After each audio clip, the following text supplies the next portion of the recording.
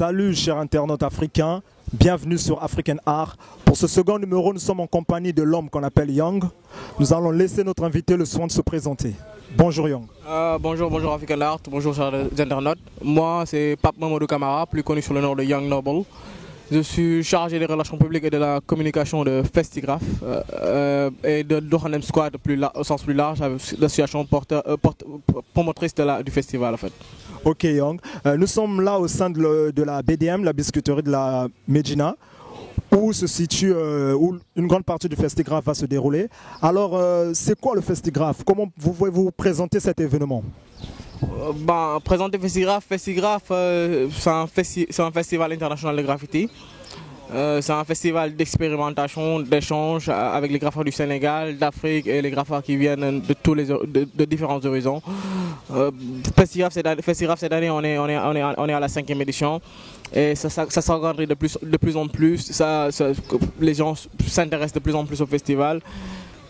Et en général, c'est un festival de graffiti et on avance quoi. Ok. Comment pouvez-vous parler de l'organisation, sachant qu'elle est menée un peu partout au niveau de la ville, dans plusieurs points? Comment ça se passe? Parlez-nous de l'organisation. Comment vous vous organisez? Cette année, Festigraph, comme tous les années de l'air, c'est 10 jours. 10 jours, c'est pas difficile de faire un festival sur 10 jours, tout le monde le sait, mais bon, on essaie de s'organiser au mieux. Déjà, là où nous sommes, à la biscuiterie Le Médina, se trouve le village du festival. Le village du festival, la majeure partie des activités se passe ici, au fait. Il y a une équipe déjà qui se trouve là, qui est constamment présente sur le village. Il y a aussi le vernissage qui se passe le vendredi 11, Inch'Allah. Le vendredi 11, il y a une équipe qui sera là-bas aussi qui organise ça. Il y a les fresques murales, il y a la grande soirée, il y a le concert.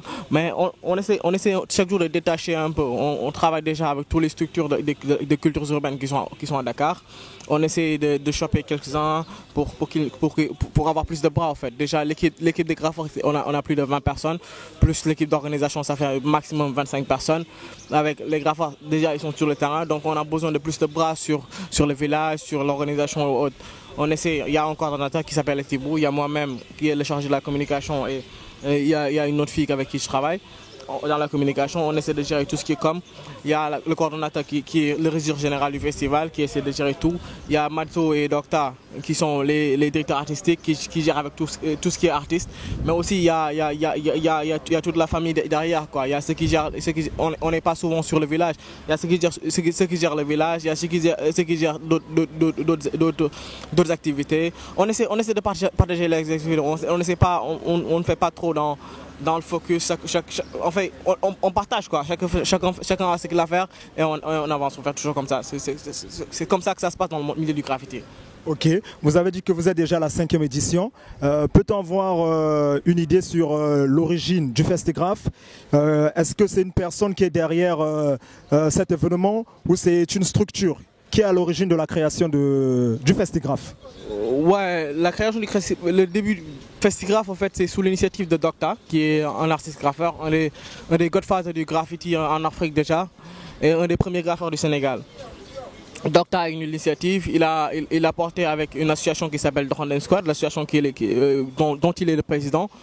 L'association est formée d'une vingtaine de graffeurs et d'autres qui ne sont pas graffeurs qui sont dans l'organisation, 5 ou 6 personnes. C'est un peu ça, c'est Docta qui porte Docta qui a eu l'idée du projet, on partage avec les graffeurs, on partage avec l'équipe, on essaie de le diriger ensemble. Mais l'idée du projet, l'idée de Festigraph vient de Docta. Et au début, comme tu disais, pour revenir sur la question, au début c'était pas trop difficile. Moi je suis là depuis 4 ans, j'ai raté une édition, c'était pas trop ça quoi, c'était plus dans le tâtonnement si je me permets de dire. Mais là vraiment c'est quelque chose, ça devient de plus en plus sérieux. Et on attire de plus en plus de personnes et ça va quoi, alhamdulillah. Ok, d'accord. Et par rapport au monde du graffiti, est-ce qu'on trouve assez de femmes ici à Dakar ou bien au Sénégal, ou bien c'est un milieu réservé aux hommes? Le milieu du graffiti n'est pas vraiment un milieu misogyne, mais il faut quand même dire que la réalité, dans le milieu de la culture urbaine en général, dans le milieu de la culture hip-hop en général, il n'y a pas trop de femmes. Il n'y a pas trop de femmes. Le graffiti au Sénégal, on compte peut-être une fille qui est créée, qu'on peut considérer vraiment comme graffeur. Elle s'appelle Zenix. On le taquine souvent en l'appelant the first lady parce que c'est la première en fait qui est vraiment reconnue comme graffeuse au Sénégal. Mais il y a d'autres filles qui s'initient au graffiti et j'espère que d'ici 2-3 ans, les filles vont on a besoin de filles, on aura plus de filles, Inch'Allah. Ok, Inch'Allah, on aura plus de filles. Et parlant de filles, nous allons faire une pause musicale avec un clip de Flavour, un chanteur nigérian. Le titre c'est Black is Beautiful. Il fait la promo de la race noire en général, mais beaucoup plus des femmes. On suit le clip et on se retrouve tout à l'heure.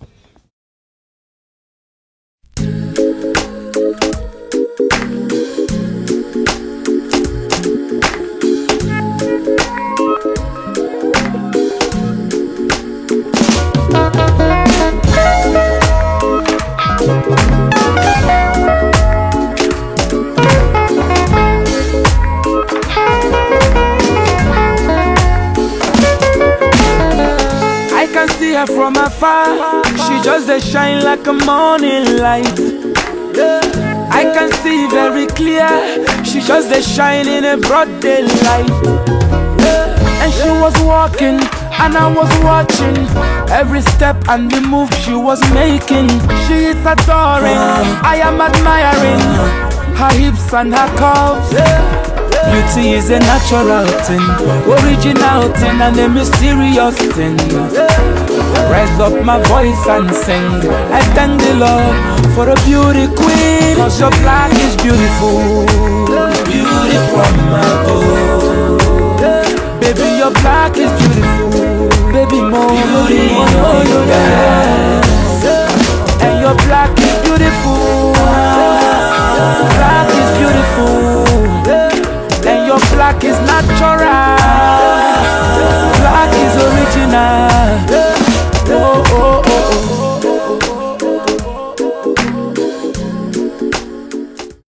De retour avec notre invité Young. Alors Young, nous allons parler un peu du soutien financier de l'événement.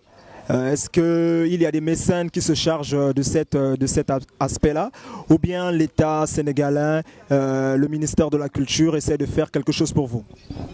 Ben, on remercie déjà nos partenaires qui sont l'Institut français déjà, qui est un des plus gros partenaires, un des plus loyaux partenaires du Festigraph, qui co-organise, même je peux dire, le Festigraph avec Dorandem Scott. Il y a aussi les ambassades de France, des États-Unis d'Amérique, du Wallonie-Bruxelles, Goethe Institute, la Fondation Total. Il y a aussi, comment dirais-je, FH qui est aussi un de nos plus fidèles partenaires, et Rapido, Senac et tout ce qui tourne, et j'en oublie certainement. Mais bon, côté partenaire, côté finance, le festival commence vraiment à avoir quelque chose, quoi, je peux dire. Mais bon, par rapport aux autorités, bien sûr, les autorités, peut-être le ministère de la Culture, ces 2 dernières années, ils nous suivent. Mais les 3 précédentes éditions, ils ne nous ont pas suivis. Mais quand même, on les remercie. On remercie aussi la mairie de Dakar qui nous suit. Côté finance, ça va, quoi. On se plaint pas beaucoup pour cette année, on se plaint pas, quoi. Comparé aux autres années, ça va, quoi. Les politiques, le ministère de la Culture pour les politiques, et le gouvernement, le ministère de la Culture et comment dirais-je, la mairie de Dakar nous a suivis. Pour les mécènes, il y a la Fondation Total, il y a M. Senac, il y a Rapido, il y a comment dirais-je, il y a aussi la Fondation Total, comme j'ai dit tout à l'heure. Mais bon, ici en Afrique en général, il y a des réalités. On ne soutient pas souvent les initiatives culturelles. Ben, c'est dommage, on s'ouvre toujours, on demande toujours des partenaires pour agrandir plus le festival, parce que comme je l'ai dit tout à l'heure, le festival chaque année, on a beaucoup plus de demandes, et parfois, cette année par exemple, on a refusé des graffeurs parce qu'on n'avait pas les moyens de les prendre en charge. Mais ça va, quoi, on essaie de gérer avec ce qu'on a et ça va. Ici au Sénégal et en Afrique en général, comme je l'ai dit, les initiatives culturelles, à chaque fois que tu les prennes, ils vont te dire que ouais, mais qu'est-ce qu'il fait la culture. Il n'y a pas de politique culturelle au Sénégal. Et c'est vraiment dommage. On demande plus, on ouvre les bras, le graffiti est là, on représente l'Afrique, on représente le Sénégal. Si le festival se passe bien, c'est une initiative africaine qui se passe bien. Parce que aussi, la réputation du Sénégal est aussi... On joue aussi la réputation du Sénégal. On représente plus d'Orandem Squad ou plus les cultures urbaines ou plus la culture hip-hop. On représente le Sénégal. Parce que cette année, par exemple, on a plus d'une trentaine d'artistes qui viennent de l'international, sans compter ceux qui viennent de l'Afrique. Okay. Alors on ne représente plus le Sénégal, quoi. Okay. On ne représente plus notre personne, on ne représente plus Dorandem Squad, on ne représente plus la culture urbaine, on représente le Sénégal, on représente l'Afrique. Okay. On représente l'Afrique, comme on l'avait dit. Chaque événement, chaque histoire est confrontée à des difficultés, à des obstacles. Alors, quels sont les vôtres? Le festigraphe se confronte à quel genre de difficultés, ou le monde du graffiti carrément au Sénégal? Le monde du graffiti, s'il y a des difficultés qui se confrontent, c'est vraiment côté financier, comme je l'ai dit tout à l'heure. On a quelques problèmes à vouloir vraiment mettre en œuvre tous nos idées de projet. Les difficultés aussi, c'est par rapport aussi au matériel, parce qu'aussi au Sénégal on ne trouve pas de la bonne matos, du bon matos, excusez-moi, autant pour moi. On ne trouve pas du bon matos, et il y a aussi d'autres problèmes qui se trouvent au Sénégal. Parfois les Sénégalais, comme je l'ai dit tout à l'heure, il y a les stéréotypes, ils ne comprennent pas trop ce que c'est le graffiti, et on essaie à travers le festival de sortir ces Sénégalais de ces stéréotypes-là. Et côté difficultés aussi, je sais pas, il y a aussi l'État sénégalais qui doit plus s'appuyer pour moi. Et on demande plus d'appui de l'État et d'autres mécènes. Ok, d'accord, on espère que ça va aller. Le temps de faire un crochet avec la rubrique l'art au féminin de Ken Aïcha Assi. Mais avant tout, nous allons visionner un clip, celui du rappeur Simon, qui sort son album bientôt. Il s'agit de Re-Rollin'. Et on se retrouve tout à l'heure.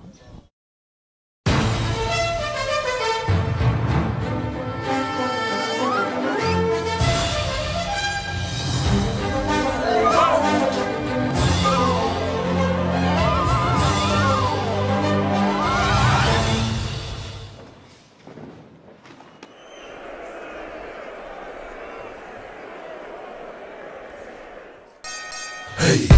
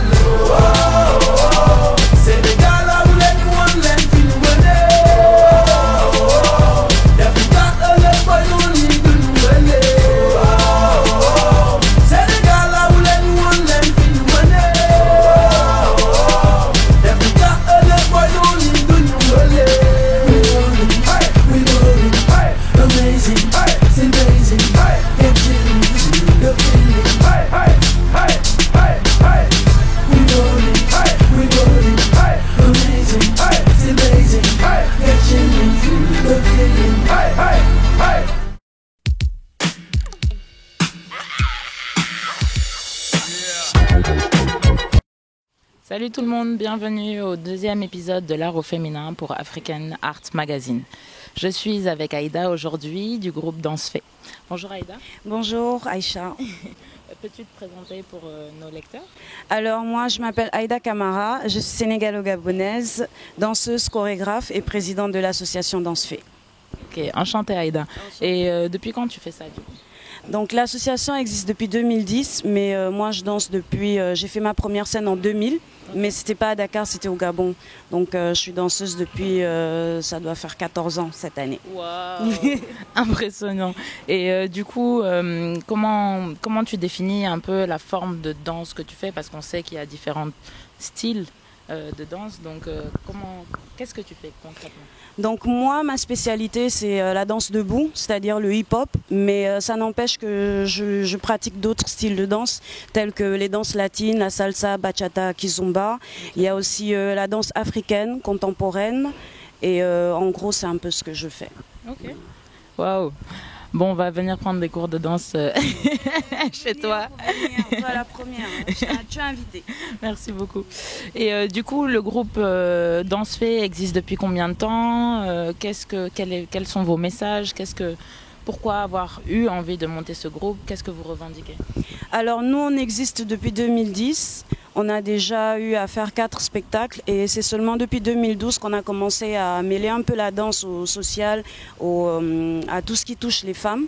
Donc le premier thème qu'on avait choisi, c'était le cancer du sein et le col de l'utérus. Et pour cette année, nous touchons un peu aux violences faites aux femmes et aux jeunes filles. Donc nous, on veut un peu sensibiliser les jeunes filles et leur dire que c'est vrai qu'on danse, c'est vrai que c'est pour le fun, c'est pour aussi s'amuser, mais il faudrait que la danse reflète autre chose. Il faudrait que quand on danse, qu'on essaye d'expliquer, de raconter des histoires, et qu'on essaye d'inculquer des choses aux autres jeunes filles qui nous regardent, aussi au public, aux parents, aux amis, aux frères et sœurs. Donc nous, on essaye de mêler un peu la danse à tout ce qui touche le social, en gros, c'est un peu ça. Et comment réagit le public du coup? Parce que j'imagine que vous avez déjà eu des représentations, ce contact avec le public. Quels sont les retours que vous avez?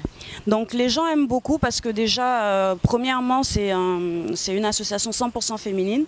Donc c'est un spectacle 100% féminin où il n'y a que des filles sur scène, que ça soit au niveau de nos battles qu'on organise comme Phénomène Battle, ou les spectacles ou les stages qu'on donne. Donc les gens sont assez réceptifs, ils sont quand même contents de voir des jeunes filles se débrouiller, essayer de créer quelque chose et de montrer aux gens. Et la plupart du temps, on dit que les jeunes filles, elles sont un peu réticentes, elles n'aiment pas aller de l'avant, elles n'aiment pas se montrer, peut-être parce qu'elles ont peur ou elles ne sont pas sûres d'elles-mêmes. Donc nous sommes là, c'est pour dire aux jeunes filles qu'elles peuvent le faire et que c'est aussi bien qu'elles montrent aux gens ce qu'elles savent faire. En gros, c'est un peu ça. Et surtout leur redonner confiance pour qu'elles puissent après participer à d'autres événements. Parce que quand il y a des événements où il y a des garçons et des filles, il n'y a pas souvent beaucoup de filles. Donc nous, on a créé cet événement, en quelque sorte, c'est comme un entraînement. Donc nous, on se retrouve entre nous, on fait des choses, on a le courage de montrer au public ce qu'on sait faire. Et après, ça donnera aux filles de dépasser cette étape et d'aller au-delà des limites, de leurs limites. Ok. Ouais, je pense que c'est une bonne initiative qu'il faut encourager. Et du coup, donc on est à la biscuiterie. Est-ce que tu peux me parler un peu du dessin qu'il y a derrière nous? Je pense que c'est un lien avec votre groupe. Oui, donc on a eu un stand au niveau du Festigraphe à la biscuiterie, comme on est là. On s'est occupé aussi de la programmation danse durant toutes les après-midi et on a exposé un peu tous les spectacles qu'on a eu à faire. Donc pour ce dessin, ce graphe qu'on voit derrière, c'était l'affiche de notre spectacle en 2012, Superwoman. Donc il y a un des graffeurs qui est arrivé, il s'appelle Chimère. Il est très talentueux. Il est venu nous demander notre affiche et il a voulu immortaliser ça sur le mur ici à la biscuiterie. Et c'est très très réussi. Ouais, c'est clair. Donc pour revenir un peu à votre actualité de ce mois-ci, qu'est-ce que vous préparez? On sait qu'il y a la Biennale de Dakar qui arrive. Qu'est-ce que vous avez prévu de faire? Donc là, on prépare notre festival, c'est du 19 au 25 mai.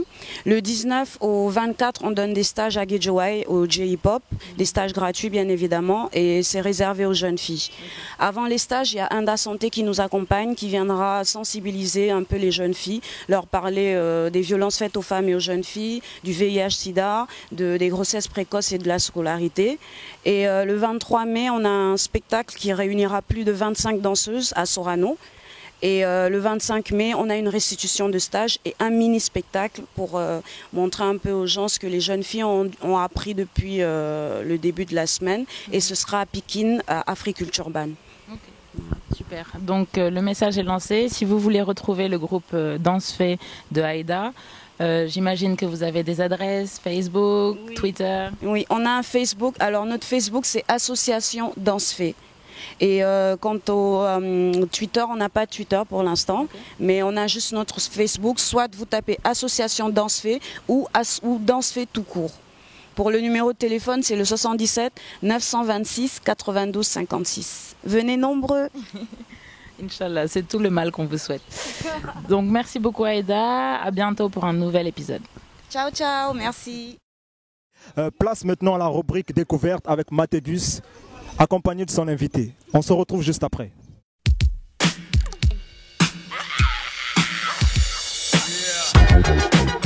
Bienvenue chers internautes dans la rubrique découverte. Aujourd'hui nous recevons un artiste accompagné que nous allons laisser se présenter.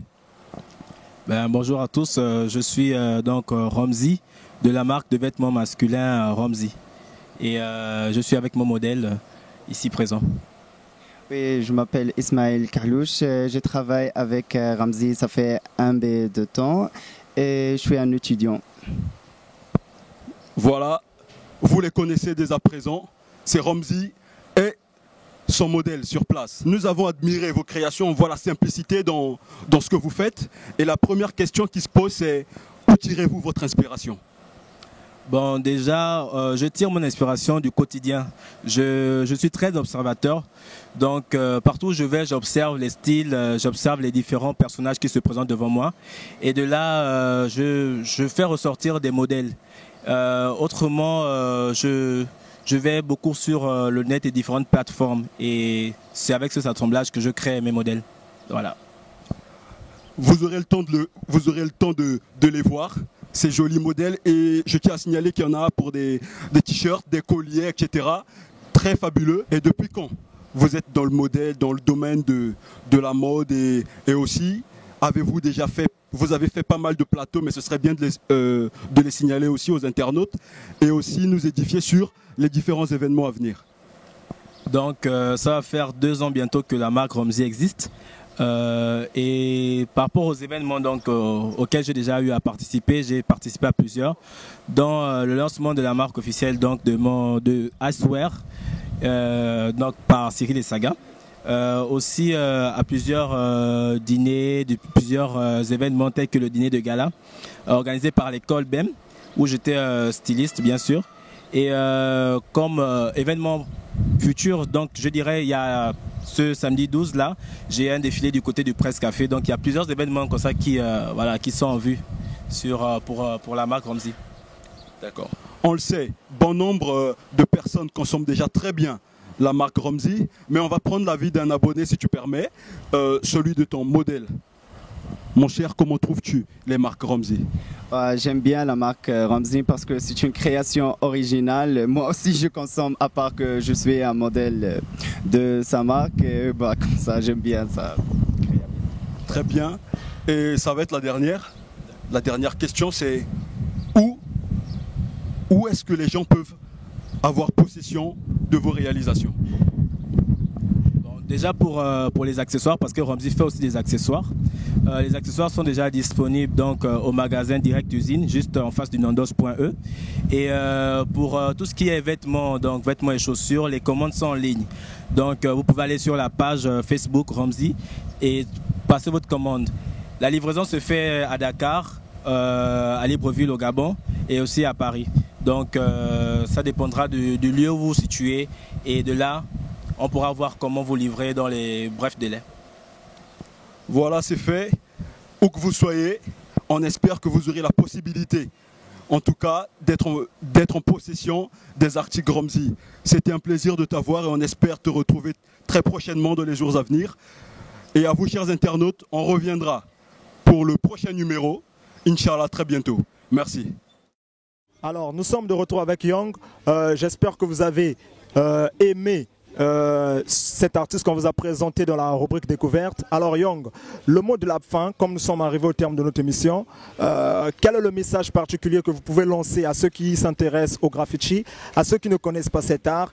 Quel est le mot de la fin et comment pouvions-nous suivre l'événement sur le net? Ouais, vous pouvez suivre Festigraph sur les réseaux sociaux, à travers Facebook, à travers Twitter, à travers Instagram et tout ça. Et le lien va passer bien sûr.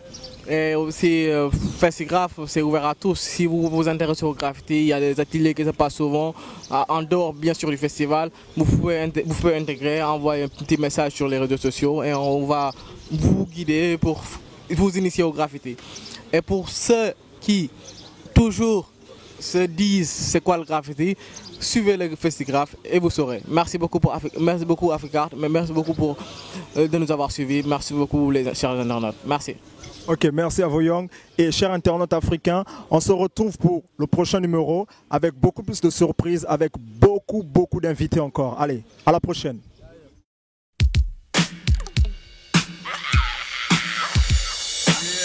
Yeah.